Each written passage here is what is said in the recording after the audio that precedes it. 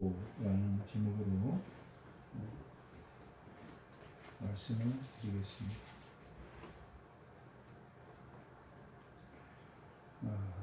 예수님이 마가복음 에서 예루살렘 갈릴리 사역을 마치고 예루살렘을 향해서 사역을 하시면서 예루살렘에 입성해서 이제 예수님이 십자가에 죽으시는 장면까지 왔습니다. 오늘 말씀의 제목이 예수님을 끌고 다니다라는 말씀의 제목인데, 예수님이 끌려 다닌 것은 세상의 풍조에 끌려 다닌 게 아니라 하나님의 뜻대로 끌려 다녔습니다. 반대로 역으로 생각하면 뿌리채 말라버린 유대인들, 당시 서기관, 대제사장, 사두개인, 지도층의 모든 인사들은 하나님의 뜻대로 끌려다니지 않고 세상의 풍조에 끌려다녔다라고 기록하고 있습니다. 그래서 그들이 무화과 나무의 뿌리채 말라버린 것처럼 열매를 맺지 못했다. 그들의 삶은 성전에서 장사를 했었고, 또한 자기의 유익을 위해서 모든 것을 했다. 그렇게 기록하고 있는데, 예수님은 마지막에 제자들과 함께 겟세마네 동산에서 기도할 때 그 제자들에게 깨어 있으라 라고, 깨어 기도하라 라고 말씀하셨습니다. 그것은 하나님의 뜻을 바로 알아라 라는 뜻이기도 했습니다. 그러나 예수님이 두 번이나 제자들에게 왔을 때 그 제자들은 잠을 자고 있었다라고 성경은 기록하고 있습니다. 깨어있지 못했기 때문에 서기관이나 바리새인이나 예수의 제자들조차도 고향으로 돌아가고, 또한 뿌리채 말라버린 무화과 나무처럼 성전에서 장사하고 성전에서 그들의 유익을 위한 삶을 살았습니다. 그것이 하나님의 뜻대로 끌려다니지 않는 물질의 풍요로운 삶을 누리고자 했기 때문입니다. 그리고 예수님이 십자가를 지어야 하는 이유이기 때문입니다. 그들이 돌이키지 않고 끊임없이 죄를 짓고 깨닫지 않고 있기 때문에, 또한 그 제자들이 함께 예수님이 기도하자고 했을 때, 하나님의 뜻을 깨닫자고 기도하자고 했을 때조차도 그들이 자고 있었습니다. 예수님은 그들을 위한 죽음의 십자가를 지시고 그들을 위한 하나님의 뜻대로 끌려다닐 수밖에 없는 그런 끌려다님의 삶을 살았습니다. 모세도 그랬고, 모세도 40세까지는 왕자의 신분으로 세상의 모든 스펙은 다 천문학에 대해서 인문학이란 모든 스펙을 다 갖췄지만, 하나님의 뜻대로 40년 동안 그 양떼를 키우면서 양의 목자로의 삶을 살면서 히브리 언어조차도 자유롭게 40년 동안 목자 생활을 하면서 말이 어눌해졌다. 하나님 앞에 내가 말이 어눌해지는데 내가 어떻게 하나님의 사역을 하느냐라고 말했을 때, 하나님이 말 잘하는 아론을 통해서 모세를 돕게 한 것처럼 그의 스펙이나 그가 왕자로서의 말 잘함과 세상의 모든 것들을 다 놓아버리고 40년 동안 그 스펙을 완전히 덮어버렸을 때, 자기의 본토조차도 제대로 하지 못하고 어떻게 말을 본토를 써야 될지 못할 정도로 40년 동안 목자 생활을 함으로 인해서 그가 하나님의 뜻대로 순종하며 떨기나무 앞에서 그가 자기 신발을 벗고 하나님의 종됨을 고백한 것처럼 바리새인도 그렇고 서기관도 그렇고 지금 제자들도 깨어서 기도해서 하나님의 뜻이 무엇인지를 알아야 할 때 그들은 세상의 미혹에, 세상의 물질의 미혹에 빠져 있는 유대인의 지도자들과 또 하나님을 말씀에 깨닫지 못하고 주는 그리스도요 하나님의 아들이라고 고백했지만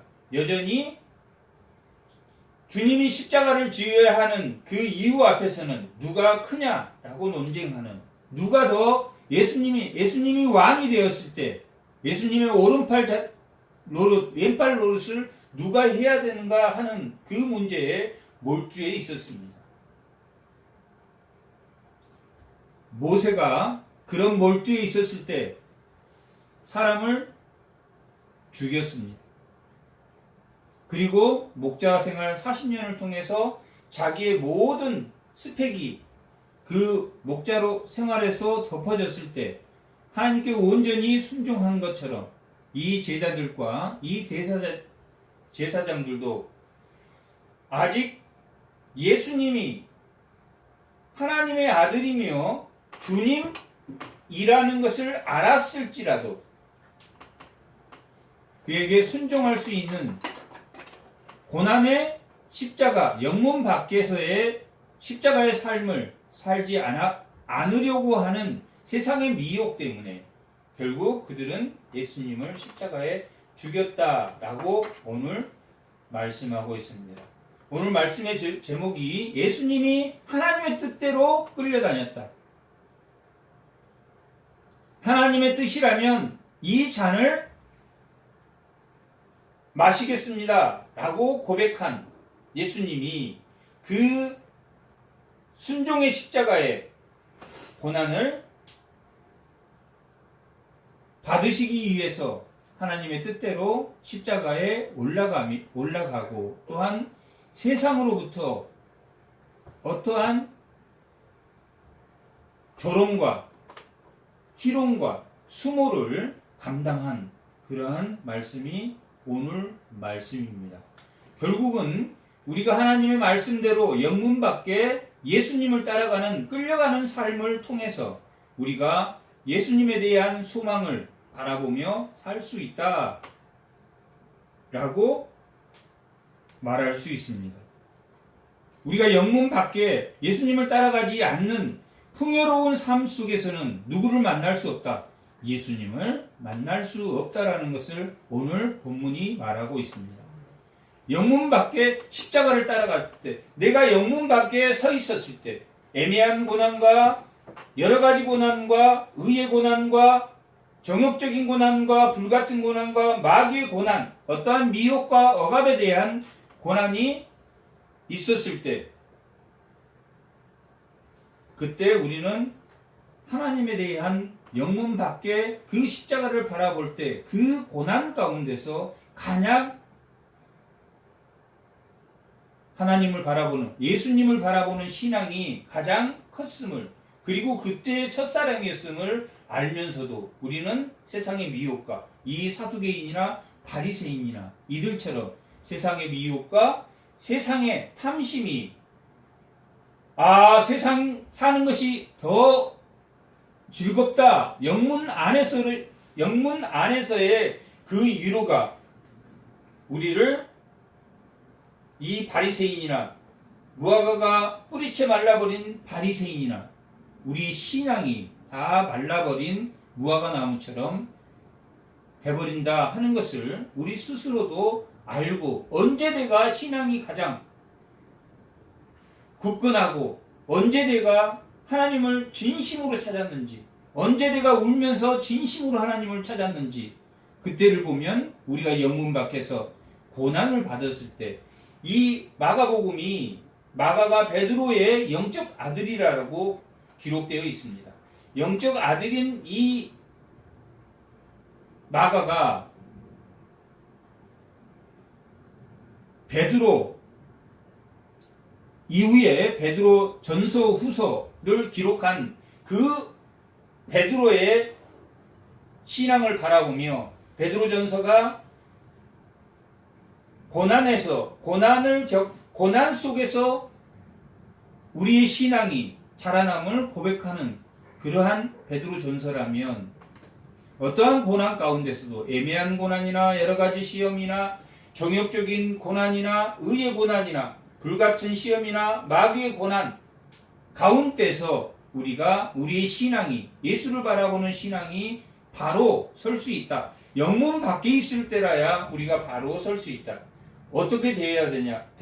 세상의 풍조에 따라가지 말고 하나님의 뜻대로 영문 밖에 서 있었을 때 우리가 끌려다닌다라고 말하는 것이 예를 들면 세상의 풍조에 끌려다니며 조롱받고 희롱받는 게 아니라 하나님의 뜻대로 살려고 했을 때 받는 조롱과 희롱 가운데 우리가 그것을 거부하며 세상의 물질과 세상의 탐심을 거부하며 하나님 앞에 당당히 하나님 뜻대로 누구를 위해서 예수님이 지금 그 제자들을 위해 깨어있지 못한 제자들을 위해서 잠을 자고 있는 제자들을 향해서 예수님이 뭐라고 말씀하냐면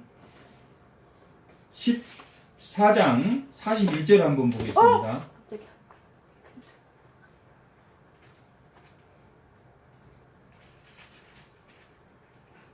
41절 42절을 한번 읽어보겠습니다.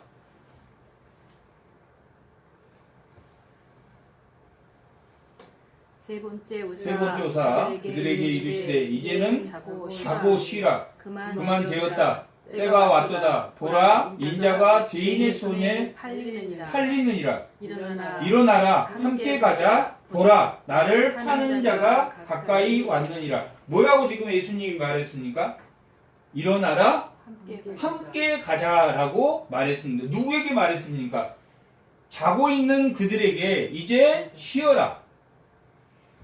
이제 너희를 위해서 자고 있는 그들을 위해서 예수님이 십자가에 가야 됨을 고백하면서 뭐라고 말합니까? 함께 가자.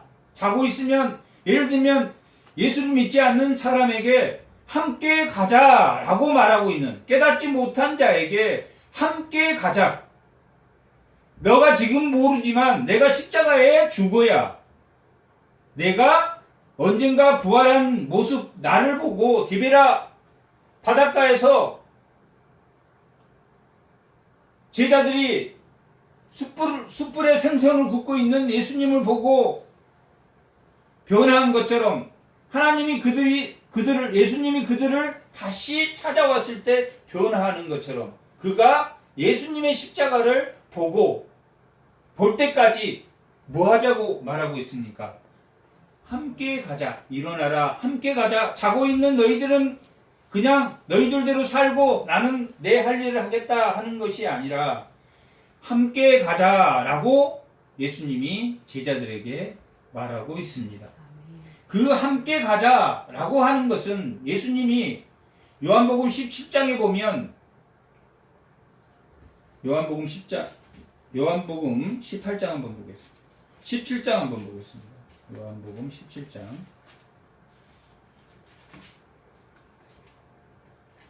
요한복음 17장은 예수님이 죽기 전에 마지막으로 다락방 교훈을 끝내고 예수님이 제자들과 또한 믿지 않는 모든 자들과 자신을 위해서 기도한 내용입니다. 1절부터 5절까지가 자신을 위해서 기도한 거고 6절에서 19절까지가 믿는 자를 위해서 기도한 거고 20절에서 28절까지가 온 세상을 위해서 기도했다라고 기록되어 있습니다. 보면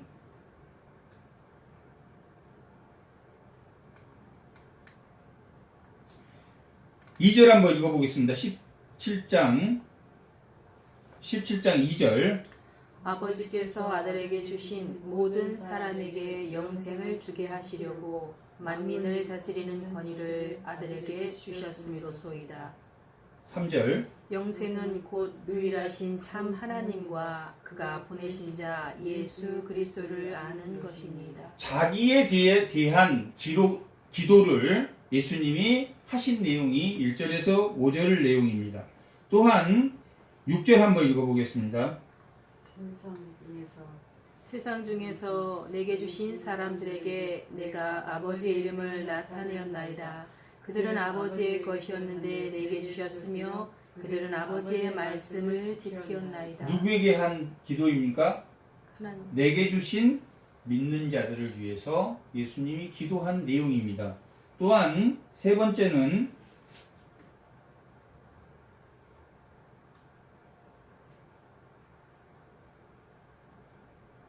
20절 한번 읽어보겠습니다.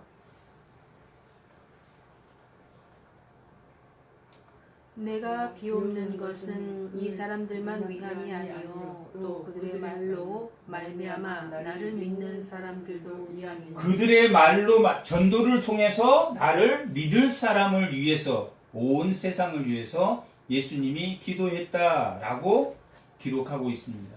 그것은 오늘 마가복음에서 예수님이 제자들에게 일어나 함께 가자라고 말했을 때 앞으로 믿을 이 제자들이 변화돼서 믿게 할 그들을 위해서, 또한 바리새인과 서기관처럼 사마리아와 유대와 사마리아와 세상 끝까지 전도했을 때 돌아온 온 세상 앞으로 믿을 사람을 위해서 예수님이 함께 가자라고 말했다고 볼 수 있습니다. 그들은 뿌리채 말라버린 유대인이나 서기관이나 성전에서 장사를 한 사람이나 아직 깨닫지 못한 제자들이나 모두 다 함께 일어나 가자라고 말하고 있는 것은 예수님이 그들을 위해서, 깨어있지 못한 그들을 위해서 십자가에 죽어야 할 것을 말하고 있습니다. 오늘 본문에서 예수님을 끌고 다님이라고 기록하고 있는 것은 그 특징이, 제자들은 예수님이 왕이 됐을 때 누가 크냐의 싸움을 했다는 것은 뭘 하지 않으려고 했다는 이야기입니까? 끌려다니지 않으려고 세상의 풍조에 편승해서 가려고 했다 하는 것을 볼 수 있습니다.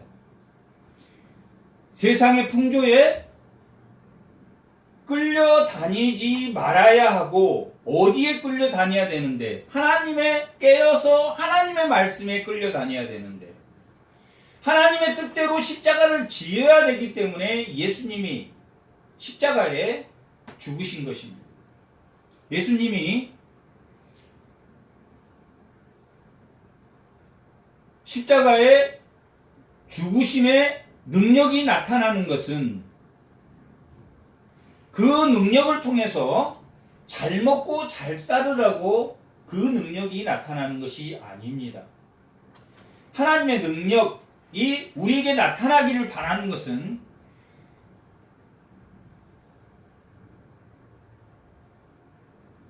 우리 기독교가 1885년도에 이 땅에 들어오면서 가난하고 어려웠던 그런 우리의 사회가 예수를 믿으면서 복을 받아야 된다.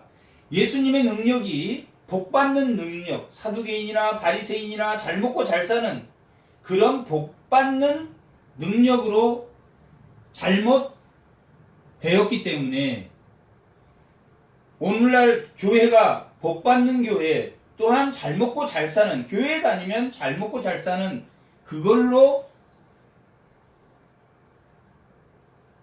잘못 자라온 한국 교회의 문제점이 오늘날 큰 대형 교회들이 하나님의 교회라고 하면서 누구에게 세습하는? 자식에게 세습하는 그런 사두개인과 같고 뿌리채 말라버린 유대인 물질에 따라가는 그리고 그걸 합리화하기 위해서 능력의 하나님이 보여주는 것이다. 능력의 하나님 또한 힘의 하나님 예수님이 터미네이터처럼 십자가에서 자기가 모든 신성을 발휘해서 십자가에서 고난의 힘을 다 풀어제치고 못도 다 빼고 탁 내려와서 딱 살아나는 그러한 능력의 예수님이 아닙니다. 오늘 본문 말씀처럼 예수님은 누구를 위해서 십자가에 하나님의 뜻을 위해서 십자가에 죽으셨습니다.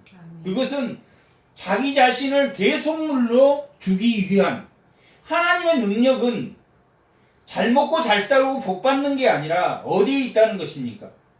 섬기고 용서하는 데 예수님이 이 땅에 오셨기 때문에 하나님의 뜻대로 끌려다니는 영문 밖에서의 삶이 우리에게 뭐하다는 이야기입니까? 그것이 깨닫는 거고 그런 삶이 그리스도인의 합당한 삶이다 라고 말할 수 있다는 것입니다. 우리가 능력의 하나님 예수를 믿으면 잘 먹고 잘 산다 라고 했던 그 시대의 반영처럼 교회는 켜지고 교회에 오면 그 능력의 예수님을 만나고 잘 먹고 잘 사는 복을 받는 그러한 교회로 성장하고 그렇게 성장해 왔기 때문에 교회에 다니면 복 받고 잘 먹고 잘 살고 능력의 하나님을 만나서 능력이 있고 아픈 사람도 그냥 나을 수 있고 모든 것이 만능이다 라고 생각하는 그것이 실제 성경에서 나오는 능력의 하나님은 우리가 섬기고 우리가 하나님의 뜻대로 뭐 할 때 영문 밖에 끌려다닐 때 하나님의 뜻대로 하나님이 나에게 준 현재의 상황을 그 십자가를 자기가 지고 영문 밖에 그것을 감당하며 이 땅의 나그네의 삶임을 깨닫고 우리가 지금 내일 죽는다고 생각했을 때는 아마 후회할 일이 너무너무 많을 것입니다.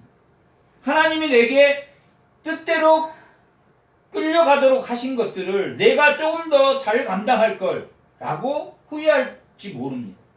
그것들을 말하고 있는 것이 오늘 말씀의 기록입니다. 그것이 하나님의 능력입니다. 우리가 영문 밖에서 내게 준 십자가를 감당하는 것이 하나님의 능력입니다. 잘 먹고 복 받는 것이 하나님의 능력이 아닙니다. 잘 먹고 잘 사는 것은 지금 뿌리채 말라버린 사두개인이나 바리새인이나 내 자식이 잘 먹고 잘 살고 내가 현실이 잘 먹고 잘 살고 이 세상에서 잘 먹고 잘 사는 것이 예수님은 제자들이 깨어 기도하지 못하고 예수님이 십자가에 죽어야 할 때 예수님 십자가에 죽으면 안 됩니다. 저는 끝까지 따라가겠습니다. 예수님을 따라가겠습니다. 라고 말했을 때 내가 나를 3번 부인할 것이다. 라고 말하는 것도 어떤 거에서 나옵니까? 예수님을 쫓아가면 언젠가는 예수님의 오른쪽에서 왼쪽에서 왕노릇 할 것이다 라는 기대감을 가지고 있었던 제자들의 깨닫지 못한 마음에서 나온 것이다. 예수님이 자고 깨닫지 못한 그들에게 결국 이제 쉬어라 라고 하시면서 자 일어나 그 십자가의 길에 함께 가자. 내가 십자가에 죽어야 되는 것은 너희가 아직 깨닫지 못함이고 내가 뭐 해야지 부활해서 너희를 찾아 주어야지 그때사 비로소 너희들이 깨달을 것이다 라고 말하고 있는 것입니다. 제가 말하고 있는 것은 이 교회의 복이 교회의 능력이 예수 그리스도의 능력이 갑자기 어느 날 우리가 몸이 나았고 갑자기 부자가 되고 그런 것에 집중했던 우리 가난했던 한국의 현실에 맞게 그리고 그것도 하나님의 복이 주신 것도 맞고 하나님 그렇게 하신 것도 맞습니다. 그러한 것들이 잘못 되어져서 교회가 사유화되고 교회가 하나님의 교회라고 하지만 그것이 뭡니까? 바리새인처럼 성전에서 장사하고 교회를 하나님의 능력이 복받는 능력으로, 그것이 복인 것처럼, 그것이 제자들이 자고 깨닫지 못하고 바리새인들이 성전에서 장사하는 능력, 그리고 이 세상에서 잘 먹고 잘 사는 것이 아니라는 것을, 그게 아니야 라고 보여줬던 것이 무화과 나무의 저주와 제자들이 잘 때 깨닫지 못하는 것과, 또한 오늘 예수님이 그 제자들과 그 앞으로 믿을 사람에게, 또한 믿는 사람에게 예수님이 마지막에 그들을 위해서 기도하고 예수님이 십자가에 걸어가야 했던 그 삶을 보여주는, 그것이 영문 밖에서 십자가를 지어야 하는 우리의 이 짧은 인생에, 나그네와 같은 이 짧은 인생에 하나님이 준 그 시련과 고난, 베드로가 왜 이 마가에게 이 베드로 복음과 같은 이 복음서를 쓰게 하고, 베드로 전후서에 보면 고난을 통해서 자기가 그 고난 가운데서 누구를 바라보는, 예수님을 바라보는, 애매한 시험은 이 땅의 모든 실체가, 우리가 설계도를 도면을 만들면 거기 벽을 세울 때 옆에 바리케이트 치고 이렇게 사람이 올라갈 수 있는 선반을 만들지만 마지막 건물이 완성되면 그것들이 어떻습니까? 다 철거되고, 부속물은 다 철거되고 뭐만 남습니까? 건물만 남는 것처럼 이 땅의 역사가 뭐만 남는다? 역사 가운데 구속사만 남는다. 그러니 너희가 예매한 고난에도 이겨내고 세상의 미혹에, 세상의 복을 바라보며 그 미혹에 빠지지 말라라고 말하고 있는 것이 베드로 전서입니다.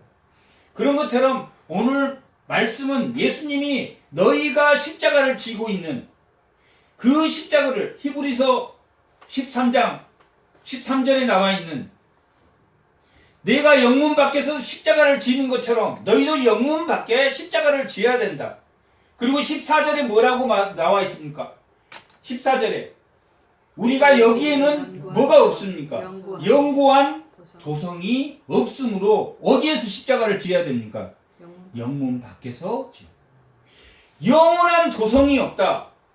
성문 안의 위로는 잠시의 위로일 뿐이지 그것이 복된 삶이 아니다. 우리는 능력과 복된 삶을 어디에 두고 있습니까? 이 땅에서의 삶의 영원한 도성을 바라보고 있기 때문에, 예수를 믿으면 잘 먹고 잘 살고, 예수를 믿으면 복 받고, 거기에 초점이 있지만 예수를 믿으면 어떤 삶을 살아야 된다고 말하고 있습니까? 예수를 믿으면 영문 밖에 고난을 감당하며 그 고난이 줄 앞으로의 소망을 바라보는 삶이 되어야 한다라고 말하고 있습니다. 그러니 그 고난이 우리에게 있다 할지라도 우리는 무엇을 누립니까? 은혜와 평강을 누릴 수 있다. 아멘. 이 땅에서도 평화를 누리는 것은 내가 고난 가운데 있지만 그 고난을 통해서 누구를 바라보기 때문에, 영문 밖에서 누구를 바라보기 때문에 예수를 바라보고 있다. 그러나 내 몸이, 내 육신이 편해지고 사두개인이나 바리새인이나 이 제자들처럼 자기 육신이 편해지고 또한 곧 왕이 돼서 오른팔 왼팔이 돼서 세상의 부귀를 누릴 거라고 생각하면 은혜와 평강은 뭐 한다는 이야기입니까? 이 세상의 은혜와 평강은 누리지 못한다. 그때부터 누가 크냐고 싸움 속에서는 투쟁과 경쟁과 싸움이 있을 뿐이지 은혜와 평강이 없다. 하지만 영문 밖에서 너희가 애매한 고난이나 어려운 고난이나 불같은 시험을 만난다 할지라도 그것을 이겨내는 누구를 통해서? 반드시 예수님은 이긴다고 했습니까? 진다고 했습니까? 요한계시록에 예수님을 바라보는 인친자들은 반드시 승리한다 라고 했기 때문에 그 승리를 바라보는 합당한 생활이라고 하는 것은, 합당한 생활이라는 것은 복되고 잘 먹고 잘 사는 이 땅에서 평안한 삶이 아니라 고난 가운데 섰을 때도 그 고난을 통해서 뭘 바라보며, 소망을 바라보며 그 고난이 주는 축복, 나에게 고난이 주는 축복이 무엇인가? 제자들이 함께 기도하자고 했을 때 제자들이 깨닫지 못한 것처럼 나에게 고난이 없었다면 예수를 믿을 수 있는 것은 오직 내 삶의 고난 가운데 축복입니다. 영문 밖에서의 축복입니다. 그것을 생각하고 뭘 해라? 영문 밖에서 그 고난을 감당해라 하는 것이 베드로의 생각입니다. 불같은 시험이 온다 할지라도, 마귀의 시험이 온다 할지라도, 애매한 시험이 오더라도, 의의 시험이 오더라도, 내가 잘했는데 잘못했다고 할지라도, 예수님이 잘못한 게 있어서 끌려갔습니까? 예수님이 잘못한 게 있어서 조롱을 받았습니까? 빌라도는 유대에서 총독을 5년 했던 사람입니다. 10년 했던 사람입니다. 보통 임기가 5년인데. 그리고 이 빌라도는 아주 그 처세술이 이렇게 좋은 사람이고, 빌라도라는 뜻 자체가 창을 잘 쓰는 사람이라는, 창을 잘 다루는 사람이라는 뜻입니다. 또한 예수님이 죄가 없다라는 것을 알았습니다. 빌라도의 죄는 예수님이 죄가 없다는 것을 알고 그가 총독이었기 때문에 석방하면 그만입니다. 이는 죄가 없다라고 석방했지만 그가 뭐한 사람이라고 했습니까? 이 머리가 사악한, 이게 세상에 이게 잘 그런 사람을 세상의 규리에 잘 비비였기 때문에 그 총독을 5년 더 연장해서 할 정도로 이렇게 잘 요령을 잘 피우는 사람이었는데, 예수님이 죄가 없다는 것을 알았습니다. 그런데 마치 자기가 예를 들면 이 사람은 죄가 없으니 풀어주겠다라고 했으면 되는데, 뭐가 두려워서, 유대인들이 두려웠기 때문에 그들이 자기 말을 잘 따를 수 있도록 하기 위해서 마치 그때 명절이 되면 유월절이라든지 초막절이라든지 맥추절이라든지 그 명절에 3대 명절인데, 그 명절에는 죄인을 하나씩 풀어주는 그런 전례가 있었습니다.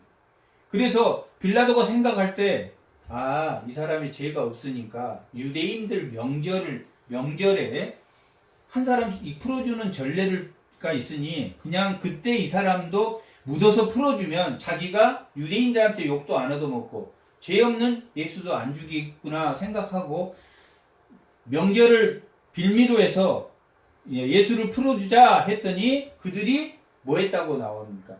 그들이 반대했다. 그를 십자가에 죽여라 라고 말합니다. 바라바를 살리고 그를 죽여라. 여기서 바라바는 강도라고 기록되어 있는데, 요세푸스에 의하면 이 열심당은 지하 조직인데 그들은 항상 칼을 품고 다녔고 로마 폭정에 대항했고, 또한 로마의 세리들, 그러니까 우리로 말하면 친일파 같은 사람을 또 죽이기도 했습니다. 그래서 로마에도 적이고 누구에게도 적이었겠습니까? 유대인들한테도 적이었습니다. 당시 유대인들이 다 어디에 붙어서, 로마에 붙어서 살았기 때문에 그들을 죽이는 그런 역할도 했기 때문에 요세푸스의 기록에 그들을 강도 또는 도적이라는, 산적이라는 뜻으로 열심당들을 역사에 기록하고 있습니다. 그래서 여기서도 강도라고 기록한 이 바라바는 실제는 열심당원입니다. 유대인 입장에서 자기들이 친로마를 하고 있지만, 자기들을 죽이고 친로마를 한 사람을 하지만, 유대인들이 보기에는 예수님이 무력한 유대의 왕보다는 적극적이고 세상적인 방법으로, 자기들이 세상적인 방법으로 잘 먹고 잘 사는 것처럼 세상적인 방법, 폭력을 동원해서 유대 민족주의를 살리려고 했던 바라바가 예수보다는 더 뭐했겠습니까? 더 유익하다고 생각했. 자기들은 로마에 친로마를 하고 있지만 그래도 그들이 반로마를 부르짖으면서 로마에 대항해서 자기 목숨을 내놓고 싸웠던 열심당원들이었기 때문에 유대인들 한 측면에서는 예수보다는 자기가 유대의 왕이라고 하면서도 다윗과 같은 왕이 로마와 대항해서 싸워서 이기는 그런 왕이 아닌 연약하고 침을 뱉으면 맞고 끌려다니는 그러한 예수보다는 누구를 살리기를 원했다라고 기록하고 있습니다. 바나바를 살리기를. 우리가 역사의 현장에서 이 사람이 현실적으로, 바라바가 현실적으로 더 적극적으로 누구를 위해 싸웠다고 생각할 수 있는, 이스라엘을 위해서 싸웠다고 할 수 있습니다. 예수님은 소극적으로 싸우는, 자기가 얻어맞고 자기가 어떠한 상황이라도 대속물로 이 땅에 제자들조차도 그런 무력한 예수님을 보고 우리 예수님은 왜 저렇게 무력할까라고 베드로가 그렇게 했다라고 기록하고 있습니다. 그것처럼 그들은 예수를 십자가에 죽이고 바라바를 살리라 라고 말했습니다. 그렇게 바라바를 살리라 라고 말했던 것이 중요한 게 아니라 그들의 사고가 어디에 있었다는 이야기입니까? 현실에 있었다. 세속적인 현실에 있었기 때문에 세속적인 방법으로 투쟁했던 바라바를 더 온하고 풀어지기를 원했다. 세속적이지 않고 하나님의 뜻대로 십자가를 져야 하는 그 세속적인 유대인이나 세속적인 바라바나 세속적인 아직도 누가 크냐고 경쟁하는 제자들이나 그들을 위해서 예수님은 십자가를 지어야 되는데 십자가를 지어야 되는 그 영적인 방법이 그들은 뭐 했다는 이야기입니까? 싫었다는. 그랬기 때문에 누가 죽기를 원했습니까? 예수님이 죽기를 원했는데 그것이 예수님의 뜻이고 하나님의 뜻이었습니다. 예수님의 뜻과 하나님의 뜻은 영문 안에 있는 그들을 위해서 예수님이 십자가에 지어 그렇게 예수님의 손가락질하고 예수님의 얼굴에 침받고 아직 깨어 일어나지 못한 제자들을 위해서 예수님은 십자가에 죽으셔야 됐다라고 기록한 말씀이 오늘의 말씀입니다. 16절에 보면 오늘 말씀이 16절에 군인들이 예수를 끌고 라는 제목으로 말씀을 드리는데 예수를 끌고 브라이도리온이라는 뜰 안으로 들어가서 브라이도리온이라는 것은 집무실 그러니까 그 총독의 집무실을 말합니다. 집무실이 있는 뜰 안으로 예수를 데리고 들어갔다라고 기록하고 있습니다. 그런데 온 군대를 모으고 라고 기록하고 있는데 온 군대를 모으는 온 군대는 뭡니까? 로마의 군대를 말하고 있습니다. 무엇과 무엇이 대치되어 있습니까? 예수님과 로마의 군대가 대치되어 있습니다. 로마의 군대는 세속적인 군대입니다. 바리새인이나 서기관이나 사두개인이나 그들은 세속적인 방법으로 지금 세상을 바라보고 있습니다.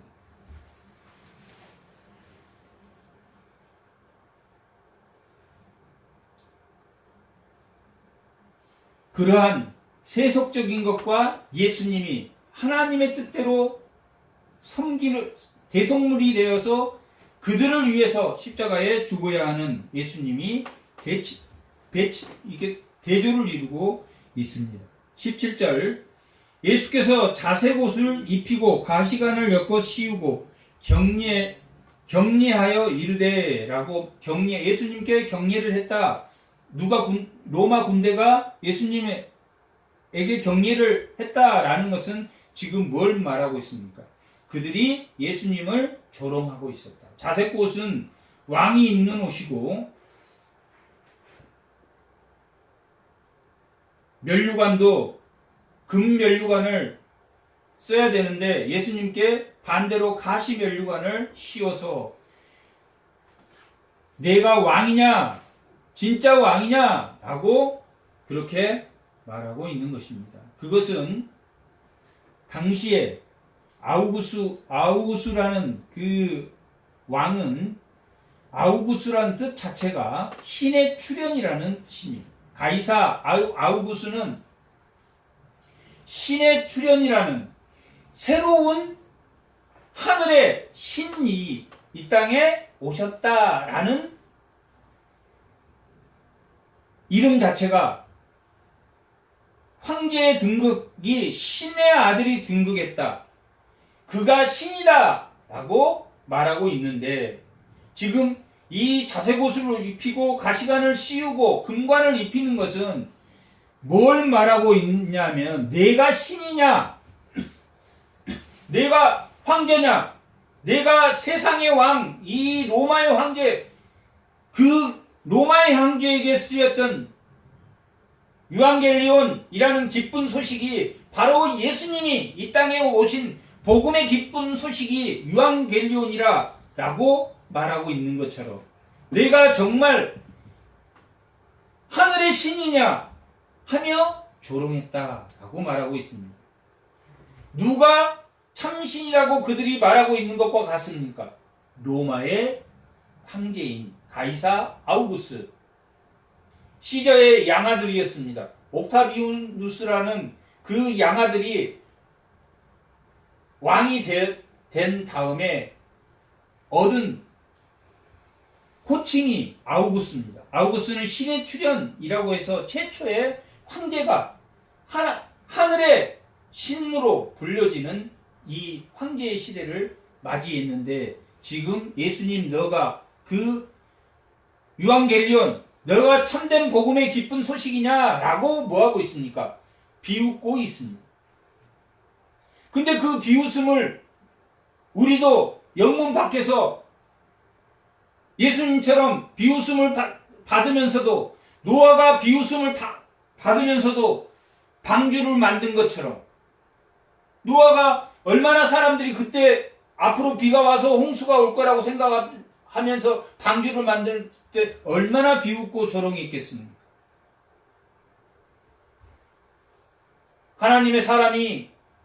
하나님의 사람들이 딸들이 세상에 네피림 세상의 아들들과 결혼해서 앞으로 여자의 후손으로 올 그 하나님의 딸들이 여자의 후손으로 와야 될 그 하나님의 딸들이 이 세상 풍조에 말려서 살았던 것처럼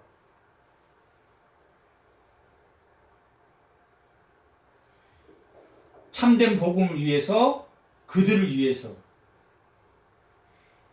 노아가 방주를 짓는 것처럼 예수님이 십자가에 올라가야 되는 그들 하나님의 뜻대로 끌려다니며 하나님의 뜻대로 자색옷을 유대의 왕의 모습으로 이 땅에 오셨음을 보여주고 있는 말씀입니다. 그리고 유대인의 왕이여 평안할지어다 하고 갈대로 그의 머리를 쳤다라고 말하고 있습니다. 이 갈대는 그 이집트의 갈대는 우리의 지팡이처럼 딱딱하고 굵기가 굵다고 합니다. 갈대가 우리 이런 얇은 갈대가 아니라 지팡이처럼 딱딱한 그 갈대로 머리를 쳤다라고 말하고 있는데 이 갈대는 그 당시에 왕들이 이 금귀, 금홀이라고도 하는데 이게 왕이 들은 막대기를 표시해서 그 막대기로 머리를 쳤다. 그리고 침을 뱉으며 꿇어 절하더라. 너가 왕이냐라고 그렇게 희롱을 했다라고 기록하고 있습니다. 그리고 자색 옷을 벗기고 도로 그의 옷을 입히고 십자가에 못 박으려고 끌고 나가니라 라고 기록하고 있습니다. 그런데 끌고 나갈 때 누구를 만나냐면 알렉산더와 루포의 아버지인 구레네 사람 시몬을 만나게 됩니다. 구레네는 이방입니다. 지금으로 말하면 북아프리카입니다. 북아프리카의 사람 시몬을 만나게 됩니다. 이 로마의 법은 당시에 누구든지 로마 군인이 로마의 관리가 누구든지 지명해서 당신 이 일을 하시오 하면 5km 정도는 그 일을 감당해야 되는 5km까지는 그 일을 수행해야 되는 그런 법이 있었기 때문에 예수님이 예수님의 십자가는 이렇게 십자가로 걸려진 십자가가 아니라 예수님이 십자가 하나에 가로를 지고 가시고 십자가는 세로로 세워놓고 그 가로를 그 십자가에 박아서 그렇게 죽이셨기 때문에 그 가로의 십자가를 예수님이 지고 가셨을 때 그 고통 때문에 구레네 사람 시몬이라는 사람, 그 구레네 사람 시몬이 누구의 아버지냐면 루퍼의 아버지다 라고 기록하고 있는데, 시몬의 아들인 루퍼가 로마서 13장 16장 13절 한번 보세요.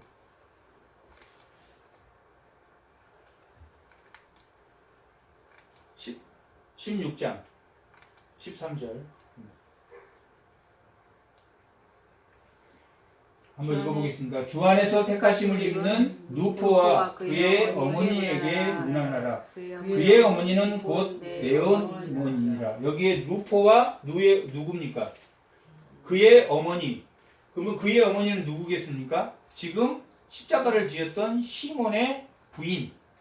그리고 루포와 그의 어머니에게 문안하라 라고 말하고 있는데, 이거 로마서는 누가 썼습니까?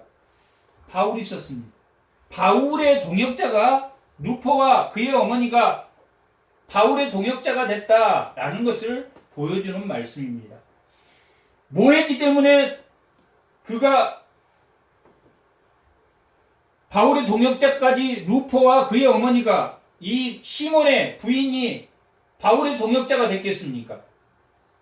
억지로 짐. 여기서 어떻게 나오냐면, 구레네 사람 시몬이 시골로부터 와서, 시골로부터는 북아프리카입니다.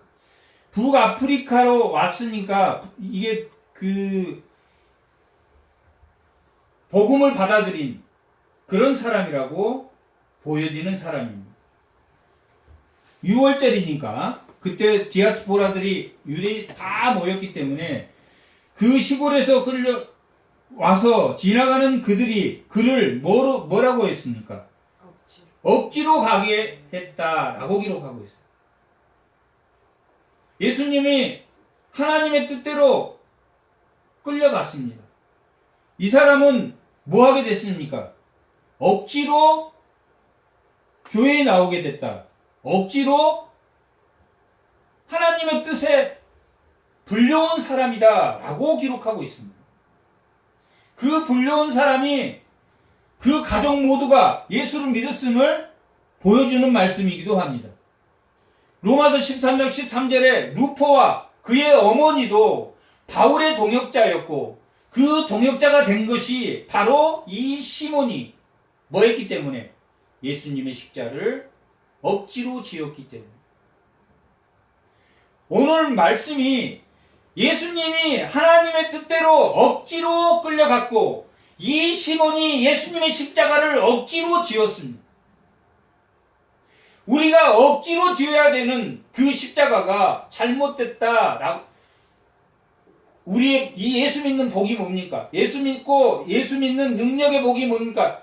억지로 뭘 하지 않고, 억지로 아주 그냥 모든 것이 능력의 하나님, 예수를 믿으면 모든 것이 잘 되고 잘 풀리는 게 아니라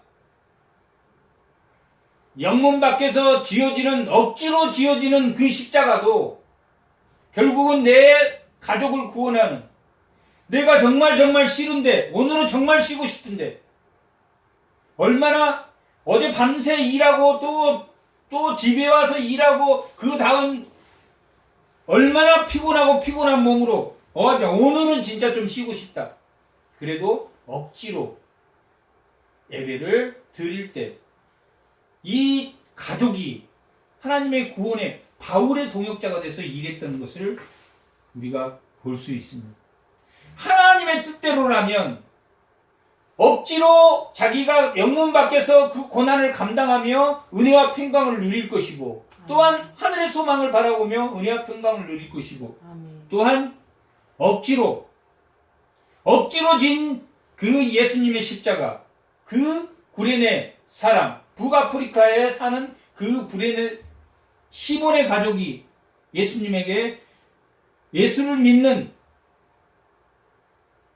믿음의 반열에 이 성경책에 이름이 오르는 그러한 역사를 바라본 것처럼 우리는 어디에 있어야 된다는 이야기입니까? 영문 밖에서 예수의 나에게 준 십자가를 억지로라도 지고 가야 되는, 예수님이 주신 거랍니다. 내 삶이 내일이라고 생각했을 때 뭘 바라보며? 천국의 소망을 바라보며 나아갈, 예수님이 우리에게 성령으로 인치신 것은 우리가 산 소망을 가지고 산 제물로 드려지긴 영적인 예배를 위해서 예수님이 이 땅에 죽으셨다라고 로마서 12장 1절 2절 합니다.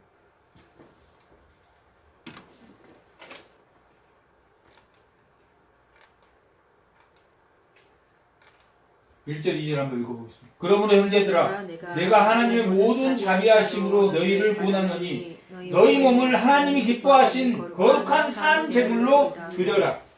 이는 너희가 드릴 영적 예배다.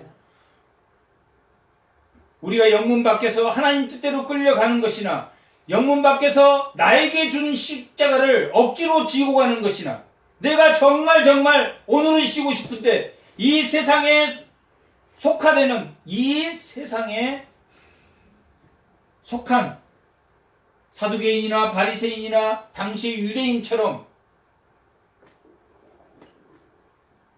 성전은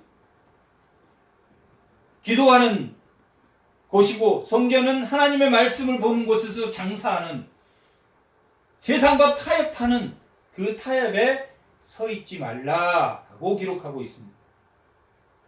예수님은 돌이 떡이 되게 하라 라고 말했을 때 오늘날 우리의 복이 떡에 있다, 잘 먹고 잘 사는 것에 있다라고 보는 그 사두개인이나 바리새인처럼 살지 않고 뭘로 살겠다고 살아야 된다라고 말씀으로 살아야 된다. 말씀은 뭐 해도 된다. 억지로 지고 가도 된다. 말씀대로 순종하는 것은 억지로 지고 가도 된다. 마치 이 세상이 복받는 것이 하나님의 능력으로 모든 것이 그냥 다 이루어져 버린 것처럼 그것이 아니다 라고 제자들에게 수없이 가르쳤지만 그들은 깨닫지 못하고 잤다라고 기록하고 있습니다. 오늘날 너무나 많은 복음을 복받는 신앙으로, 잘 먹고 잘 사는 신앙으로, 능력의 하나님으로, 십자가에서 터미네이터처럼 뚝뚝뚝뚝 끊고 내려온 그 예수님을 바라보며 모든 것이 예수를 믿으면 잘 되는 것이라고, 거기에 은혜와 평강이 있는 것처럼 그렇게 말하지만 성경은 그렇게 말하고 있잖아요. 예수님이 여기 끌려다닌다는 말을 5번이라고 했습니다. 한번 찾아요. 14장 53절 한번 읽어. 14장, 그들이 예수를 끌고 대제사장에 가니 대제사장에 장로 서기관들이 다 모여 있더라. 15장 1절 한번 보겠습니다. 새벽에 대제사장들이 즉시 서기관을 고도움 공의와 더불어 의논하고 예수를 결박하고 끌고 가서 빌라도에게 넘겨주더라. 우리가 그렇게 끌려다니라는 게 세상에 풍조에 끌려다니란 말이 아니라 뭐에 끌려다니라는 이야기입니까? 말씀에, 하나님의 말씀의 뜻대로 우리가 끌려다녀야 돼요. 지금 예수님은 터미네이처럼 안 끌려다니고 그들을 다 죽여버릴 수도 있었을 것입니다. 그런 예수님의 능력은 그런 것이 아니라는 거예요. 금 나와라 똑딱, 뭔 나와라 똑딱, 복 받는 거 똑딱, 예수를 믿으면 복 받습니까? 안 받습니까? 복을 안 받는다는 뜻이 아니라 복을 받습니다. 예수님이 말하는 복은 하나님의 뜻대로 돌을 떡덩이가 되게 하라 그럴 때 예수님이 물질을 준 게 아니라 말씀으로 살아야 된다. 성경 꼭대기에서 떨어지면 천사가 너를 받을 것이라 했을 때 하나님을 시험하지 말라. 이 세상 만국을 바라보며 이 모든 것을 나에게 경배하면 다 주겠다고 했을 때 나에게 신은 하나님뿐이다 라고 고백한 것처럼 하나님의 뜻대로 걸어가는 것이 복의 근원이라. 골로새서 1장 15절에 그가 예수님이 하나님의 형상으로 그 본질이 되어 있으며 그가 우리의 근본이다 라고 하는 것은 우리가 복 받는 것은 복의 근원인 하나님이 복을 안 준다는 것이 아니라 물질을 안 준다는 것이 아니라 하나님의 뜻대로 가면 이 땅에서도 은혜와 평강을 누리지만 우리가 영원한 초소 이 땅에 히브리서 13장 14절에 이 땅에 본향이 없는 것처럼 이 땅의 모든 것은 흔들리는 것처럼 영원히 흔들리지 않는 히브리서 12장에 기록하고 있는 영원히 흔들리지 않는 하나님이 임재 가운데서 땅이 진동하고 천둥이 치고 이 흔들림 가운데 하나님이 임재하지만 영원한 도성, 영원한 본향은 흔들리지 않는 도성이다 라고 말하고 있는 것처럼 우리의 복의 근원은 잘 먹고 잘 사는 것이 잘못됐다라는 것이 아니라 뭐가 먼저가 하나님의 뜻대로 영문 밖에서 우리가 그 고난을 받으면서 그것을 내가 십자가 예수님을 닮아가는 그 남은 고난, 그 복음이 남은 고난을 내가 지면서 영문 밖에서 예수님을 따라가는 것이 참된 복이다. 그것이 능력이다. 그것이 30배, 100배, 10배의 경제적인 복을 누리는 그것이 참된 복이다.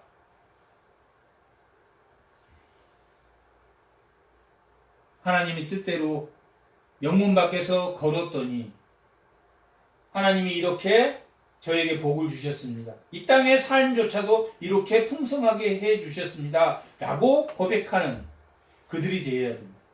그것을 제자들이 깨달아야 되고 대제사장들이 깨달아야 되고 병을 치료하고자 하는 많은 무리들이 그것을 깨달아야 된다라고 기록하고 있습니다. 시편 22편 1절에서 11절까지 읽었듯이 다윗이 많은 고난을 받았습니다. 하나님께 왜 저를 버리시나이까? 라고 하나님께 원망 같은 원망을 했습니다. 그러면서도 우리 조상에게 응답하신 하나님이 나에게 반드시 응답할 것이라고 말하고 있습니다. 영문 밖에 서 있다 할지라도 절대 하나님은 우리를 뭐하지 않는다. 놓지 않는다. 그 시기와 때는 우리가 알지 못하지만 우리는 영문 밖에서 이 세상의 고난을 부딪히며 세상에서 침받고 세상의 어떠한 조롱이라도 무엇이라면 하나님의 뜻대로 걸어가야 된다라는 세상의 조롱을 받아도 예수님은 자기 육체에 대한 조롱은 한마디도 대답하지 않았습니다. 내가 유대의 왕이냐? 라는 것에만 내가 그렇다라고 대답하고 있습니다. 15장 9절 한번 줘. 아니 15장 그대가 15장 2절 한번 읽어줘. 빌라도가 묻되 내가 유대의 왕이냐? 예수께서 대답하여 이르시되 내 말이 옳도다 하시네. 예수님이 대답을 딱 한 가지 했습니다. 내가 유대의 왕이냐? 라고 했을 때는 대답을 했지만 침을 받고 욕을 하고 뺨을 때리고 너 같은 놈이 무슨 왕이냐? 라고 희롱했을 때도 예수님은 그 육체의 반응은 한 번도 하지 않았습니다. 몰약을 탄 포도주조차도 예수님은 십자가에서 거부했습니다. 그게 일종의 마취제고 아픔을 견디게 하는 그런 마취제도 육체의 고난에 대한 것은 한마디도 변명하지 않았습니다. 하지만 내가 유대의 왕이냐 라고 했을 때 내가 유대의 왕이라 라고 말하는 것은 누구에게 대항하는 말입니까? 당시에 아우구스 황제만 사용했던 그 용어를 내가 황제다 라고 내가 하나님의 아들이다 라고 말했을 때 그들은 예수님을 십자가에 죽이며 조롱했습니다. 하지만 그 육체에 대한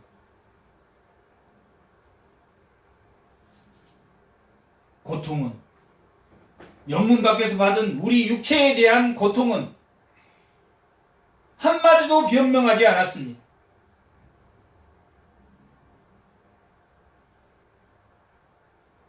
그 변명은 바리새인이고 서기관이고 열심당이고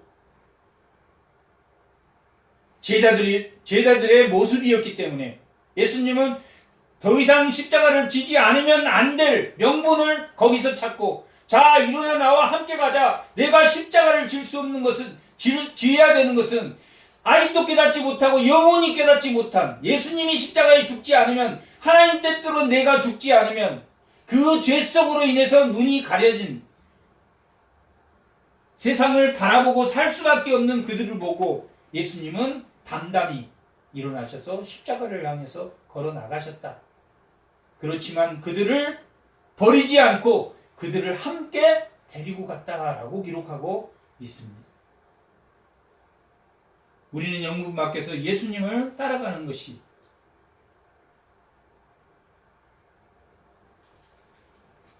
예수님이 끌려가는 모습처럼 또한 구레네 사람 시몬이 십자가를 예수님의 마지못해 억지로 그 지은 십자가가 자기 집안을 바울의 동역자가 되는 성경에 기록되는 그 이름이 루포와 그의 아내 어머니도 얼마나 순종적으로 하나님 뜻대로 그 고난을 이겨내며 예수님이 황제다. 예수님이 참된 복음이다. 예수님이 참된 기쁜 소식이다.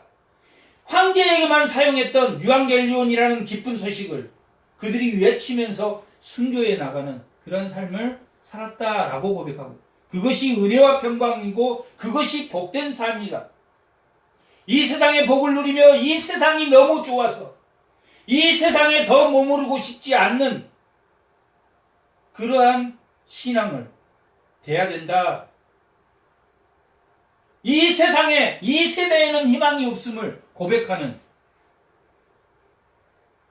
뿌리쳐 말라버린 그 무화과 나무가 왜 심판을 받았는지 거기에는 뭐가 없다. 희망이 없다는 이 세속적인 삶에는 이 세속적인 부에는 이 세속적으로 우리가 잘 먹고 잘 사는 데에는 뭐가 없다. 희망이 없다라는 것을 깨닫게 해주기 위해서 예수님은 어디에 올라가셨습니까? 십자가에 올라가셨다라고 기록해요. 예수님이 하나님 뜻대로 평안한 길을 올라가서 십자가에 올라가는 것 그들이 끌고 하나님 뜻대로 라면 그렇게 끌려가는 세상에게 욕먹고 침뱉고 세상에 세속적인 것을 견뎌내는 진리 가운데 진리에 내가 황제냐 내가 왕이냐라고 한 그 진리에는 내가 진리다. 누가복음 18장 38절 38절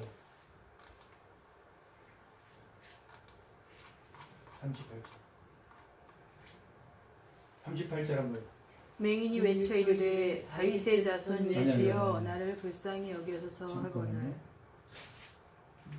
누가 요한복음 18장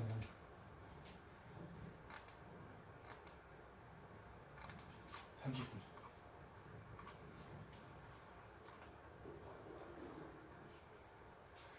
6월절이면 내가 너희에게 한 사람을 놓아주는 전례가 있으니 그러면 너희는 내가 유대인의 왕을 너희에게 놓아주기를 원하느냐 하니 40절 그들이 또 소리질러 이르되 이 사람이 아니라 바라바라 하니 바라바는 강도였더라.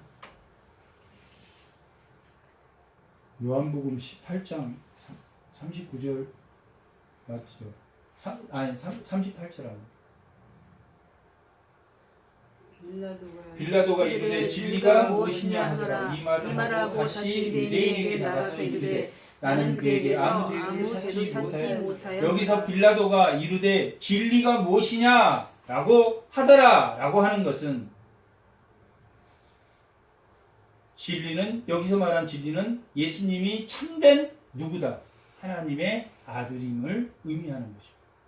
참된 진리가 뭐 이 빌라도가 생각하는 진리는 진리와 공의는 누구였겠습니까? 황제였다. 당시 로마의 황제가 진리요 정의였습니다. 진리가 무엇이냐? 참된 유대의 왕이 나다. 그건 옳다. 내 말이 맞다. 내가 유대의 왕이다. 내가 참된 진리다. 라고 그 진리에는 답변하셨지만 육체의 고통에는 아무 변명도 하지 않았다라고 기록하고 진리에는 답변을 하되 육체의 고통에는 영문 밖에서 담담히 이겨나가는 것은 뭐 할 줄 알았기 때문입니까? 반드시 뭐 할 줄 알았기 때문입니다. 반드시 승리하기. 예수의 합당한 생활이라는 것은 예수의 합당한 생활을 우리는 해야 됩니까?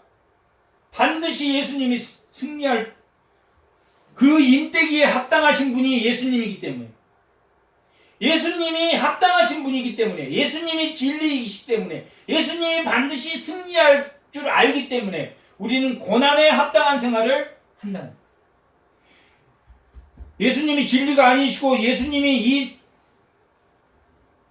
하늘의 소망이 우리에게 없다면 그가 진리와 공의와 정의가 아니라면 로마의 황제가 진리고 로마의 황제가 영광이고 로마의 황제가 심판이고 로마의 황제가 정의고 공의였던 통치였던 그런 시대에 살았기 때문에 이 고백은 내가 왕이다 라는 고백은 그가 하나님의 뜻대로 끌려다닐 때나 구레된 시몬이 억지로 십자가를 지었던 것도 멋모르고 억지로 지었지만 그 십자가에 심은 그 미랄이 하나도 땅에 떨어지지 않고 다 열매를 맺는 그러한 영문 밖에서의 생활을 감당하는